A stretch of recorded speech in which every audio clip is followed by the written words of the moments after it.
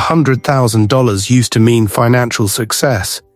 Today, millions of people earning that amount still check their bank account before buying dinner, feel anxious when bills arrive, and wonder where all their money went.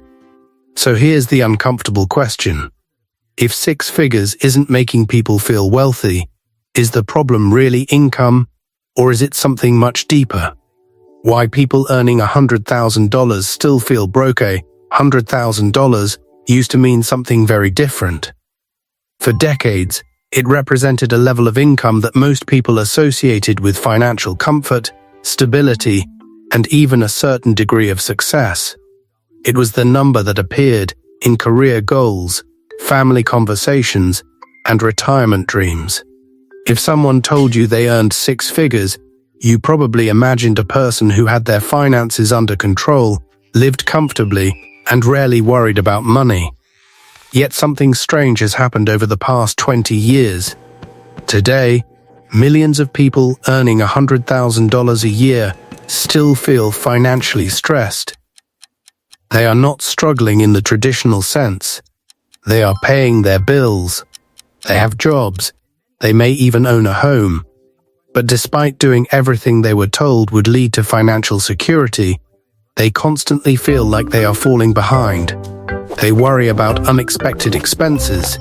They postpone major life decisions. They check their bank account more often than they would like to admit. And many of them quietly ask themselves the same question. If I am earning more money than I ever imagined, why does it still feel like I am running in place? The answer is more complicated than most people think. It is not simply about inflation. It is not just about expensive housing markets. And it is not because people suddenly forgot how to manage money. The real explanation lies in a combination of economics, psychology, social expectations, and a financial system that encourages people to spend tomorrow's income today. Understanding this requires looking beyond income itself and examining what actually happens after the paycheck arrives. Consider a fairly typical professional living in the United States or Western Europe. Let's call him Daniel. Daniel is 32 years old. He spent years studying, building skills, and climbing the career ladder. After graduating with student debt and working through entry-level positions, he finally reaches a salary of $100,000 per year. For years, this number lived in his imagination as a milestone. Whenever work became stressful or finances felt tight, he would think about the day he finally reached six figures. In his mind, that salary represented freedom. It represented relief.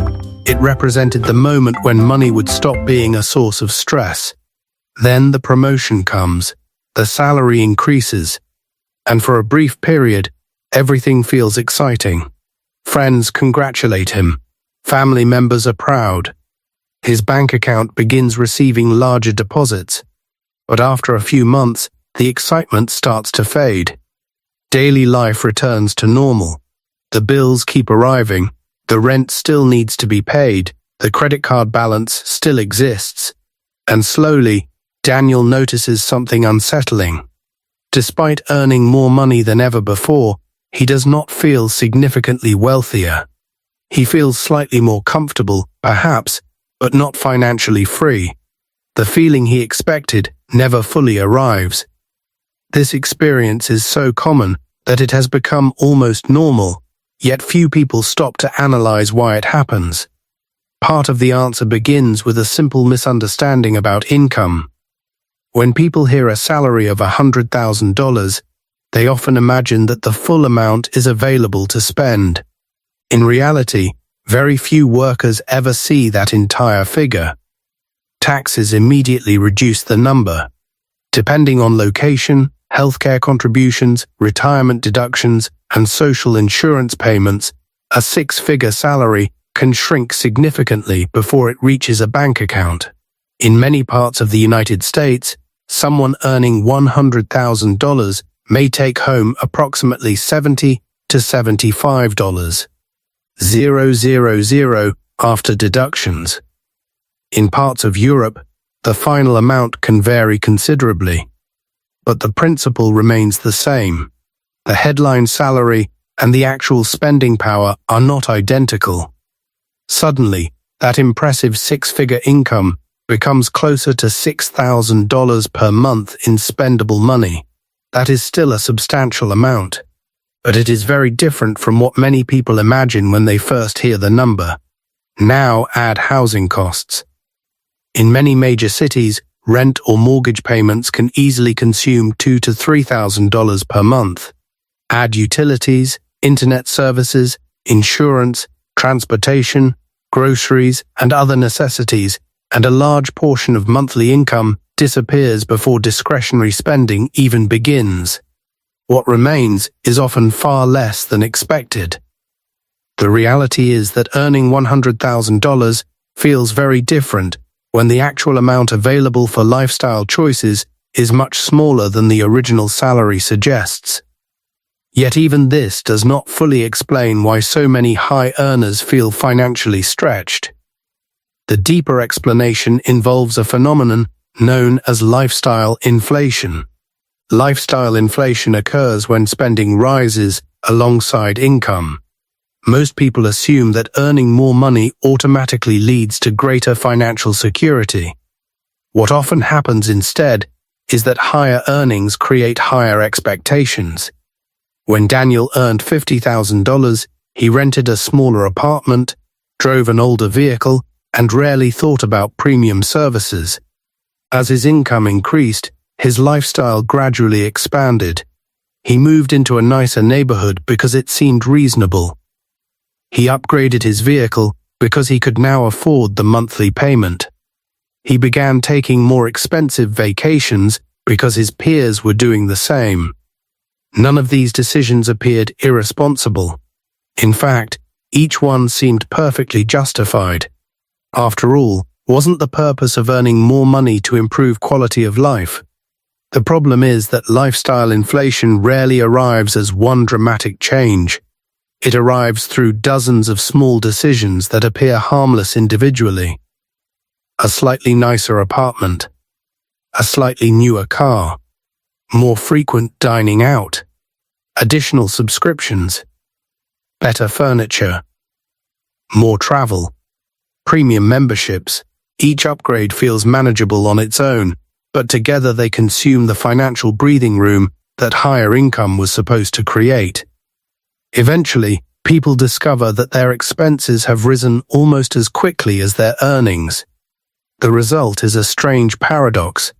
They earn more than ever before, yet still feel constrained by money. What makes this phenomenon especially powerful is the way the human brain adapts to improvements. Psychologists refer to this process as hedonic adaptation. Simply put, people become accustomed to positive changes much faster than they expect.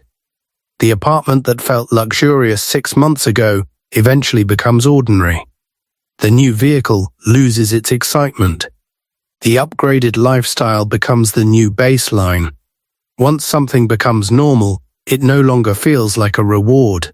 Instead, it feels like a necessity. This creates a cycle in which satisfaction remains temporary while expectations continue rising. Imagine receiving a significant raise and using it to improve several aspects of your life. Initially, those upgrades feel rewarding, but within a year, they are no longer sources of happiness.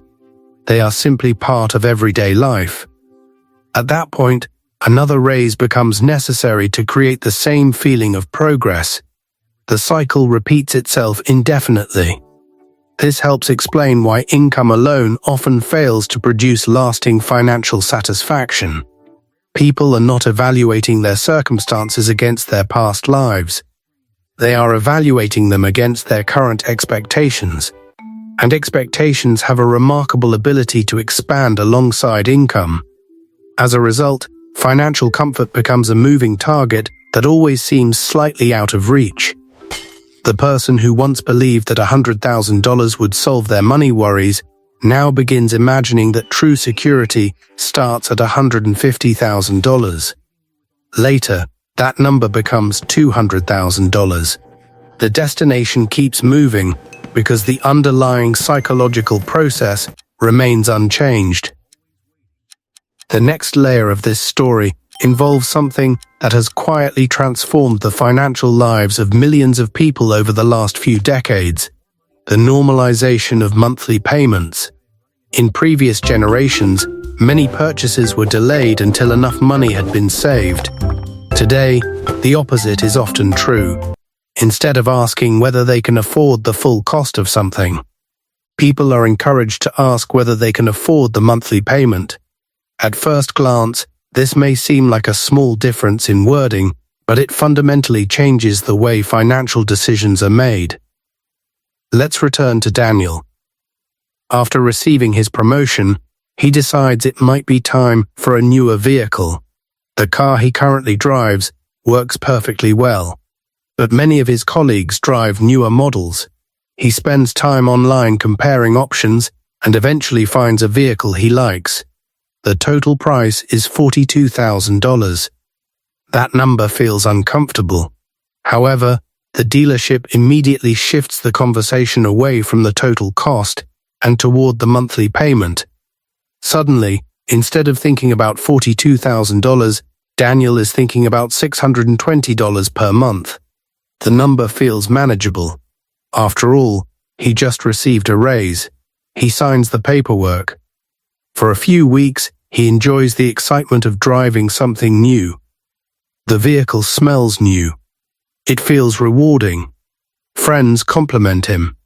Yet what remains long after the excitement fades is not the feeling, but the obligation. Every month, regardless of how he feels about the purchase, the payment remains. This process repeats itself across countless areas of modern life. Phones are financed. Furniture is financed. Electronics are financed. Education is financed. Homes are financed. Even vacations can be financed. The result is a financial structure where future income becomes increasingly committed before it is earned. What makes this system so effective is that it aligns perfectly with human psychology. People naturally focus on immediate benefits while discounting future costs. Behavioral economists have studied this tendency extensively. The technical term is present bias. Human beings place greater value on rewards that arrive immediately and tend to underestimate the impact of consequences that occur gradually over time. Daniel understands intellectually that committing to a 5-year car payment will cost money. However, the pleasure of driving the new vehicle arrives today, while the burden of future payments feels distant and abstract. The brain often treats future problems as less significant than present rewards. This tendency isn't a personal weakness. It is a deeply rooted aspect of human decision-making. Companies understand this. Marketers understand this. Financial institutions understand this. Entire industries are built around helping consumers act on present desires while spreading costs into the future. Again, none of this is inherently evil. Financing can be useful. Loans can create opportunities. Mortgages can help families purchase homes. Education financing can increase earning potential. The issue arises when people begin treating future income as if it already belongs to them. Every financial commitment reduces flexibility. Every payment represents a claim on tomorrow's earnings. Eventually, enough small commitments combine into a significant burden. At that point, a person earning $100,000 may discover that much of their future income is already spoken for before they even receive it. Student loans add another important dimension to this reality, particularly for younger professionals. Many students are told that education is an investment, and in many cases, that statement is true. Higher education can open doors to careers that would otherwise be inaccessible. The problem is that educational debt often arrives before people fully understand its long-term impact. Imagine 2 graduates entering the workforce. Both earn respectable salaries. One begins their career debt-free. The other starts with $50,000 in student loans. Even if both individuals earn the same income, their financial lives immediately diverge. The person carrying debt starts every month with an obligation that the other person does not have. That obligation may persist for 10, 15, or even 20 years. Over time, the monthly payment becomes normal, just another line item in the budget. Yet the opportunity cost remains enormous.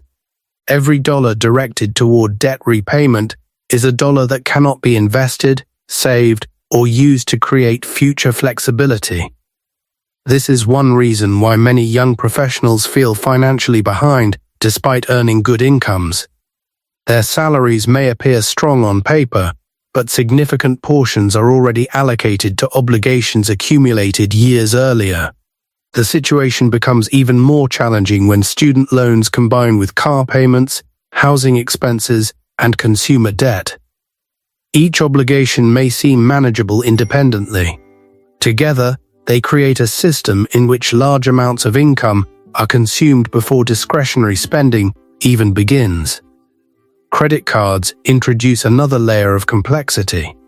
Unlike fixed loans, credit card debt often develops gradually and almost invisibly.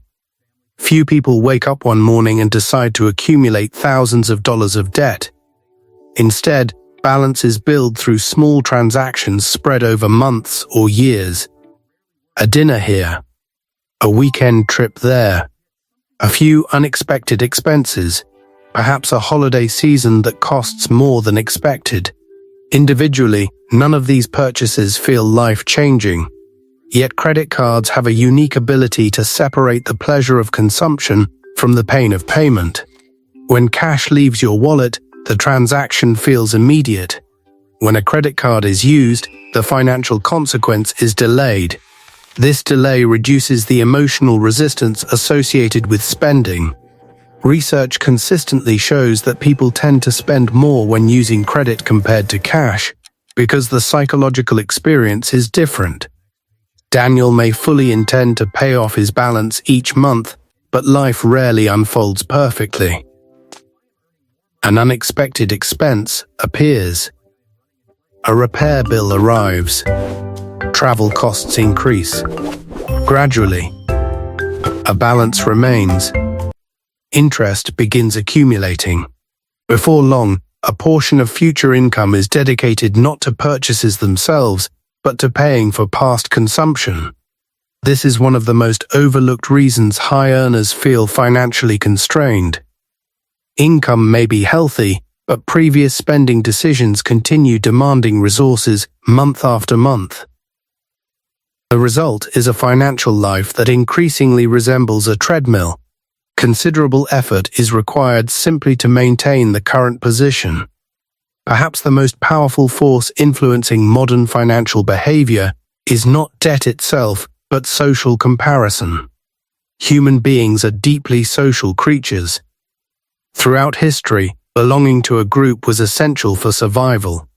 As a result, our brains remain highly sensitive to status, acceptance, and comparison.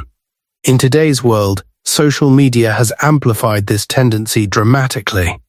Every day, people are exposed to carefully curated snapshots of other people's lives, luxury vacations, renovated homes, expensive restaurants, designer clothing, new vehicles, career achievements. The average person now encounters more displays of wealth in a single day than previous generations may have seen in an entire year. The problem is not that people are intentionally trying to impress one another. The problem is that constant exposure subtly reshapes perceptions of what is normal. Daniel may be perfectly satisfied with his lifestyle until he sees colleagues purchasing larger homes or taking more elaborate vacations. Suddenly, what once felt adequate begins to feel insufficient. The benchmark shifts. Expectations change. Financial decisions become influenced not only by personal needs, but by perceived social standards. This process often occurs unconsciously. People rarely say, "I am making this purchase to keep up with others." Instead, they genuinely believe they are improving their quality of life. In many cases, they are. But the desire for improvement becomes difficult to separate from the desire for social validation. The line between personal preference and social influence becomes increasingly blurred. The most fascinating aspect of social comparison is that it frequently targets appearances rather than reality. Wealth is largely invisible. Debt is largely invisible. Investment portfolios are invisible. Emergency funds are invisible. Financial stress is invisible. What people see are external signals. They see cars, homes, clothing, vacations, and consumer goods. As a result, society often rewards visible consumption more than invisible financial strength. Two neighbors may appear equally successful from the outside. One may have substantial investments, no consumer debt, and years of financial security ahead. The other may be living paycheck to paycheck while maintaining an expensive lifestyle. Observers cannot easily distinguish between the two. This creates a powerful illusion. Many people begin believing that visible signs of wealth represent actual financial success. In reality, genuine financial stability often looks surprisingly ordinary. It rarely generates attention on social media. It rarely sparks admiration from strangers. It is built quietly through years of consistent decisions rather than dramatic displays of success. Unfortunately, human psychology tends to notice visible rewards more than invisible ones. That is why so many people pursue the appearance of wealth before achieving the reality of it. And that pursuit often becomes one of the most expensive financial decisions they ever make. If lifestyle inflation and debt explain why many six-figure earners feel financially stretched today, the next question is even more important. What happens if this pattern continues for decades? The answer is where the real cost begins to reveal itself. Most financial mistakes do not create immediate disasters. In fact, many of them feel harmless in the short term. That is precisely why they are so common. Daniel's car payment doesn't ruin his finances overnight. His credit card balance doesn't create a crisis this month. The slightly more expensive apartment doesn't suddenly make him bankrupt. Each decision appears manageable when viewed in isolation. The problem emerges when time enters the equation. Financial outcomes are often determined not by dramatic events, but by repeated behaviors sustained over many years. Imagine Daniel receives a raise of $10,000. After taxes, perhaps that translates into roughly $7,000 of additional spending power per year. Instead of investing it, he gradually absorbs it into lifestyle expenses. A better apartment, more dining out, more travel, better technology. The money disappears almost effortlessly. Now imagine the same pattern repeating every few years throughout his career. Each increase in income creates a corresponding increase in spending. By age 50, Daniel may be earning significantly more than he does today, yet he may still feel financially dependent on every paycheck. His lifestyle has expanded alongside his earnings, leaving little margin for flexibility. The tragedy is not that he lived poorly. It is that he worked hard for decades without creating the level of financial freedom that his income should have made possible. This is where basic math begins to tell a story that psychology often hides. Let's consider a simple example. Suppose Daniel spends an additional $500 per month maintaining a lifestyle that feels only slightly more comfortable than before.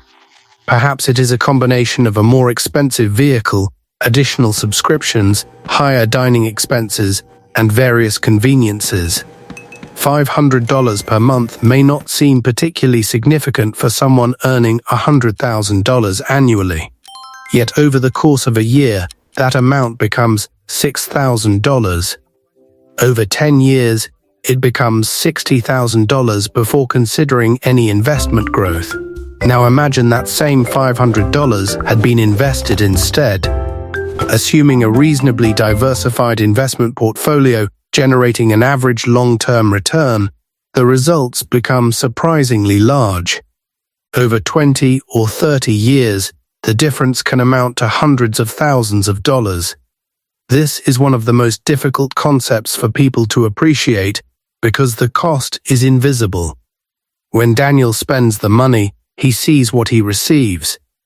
He experiences the convenience, enjoyment, or status associated with the purchase.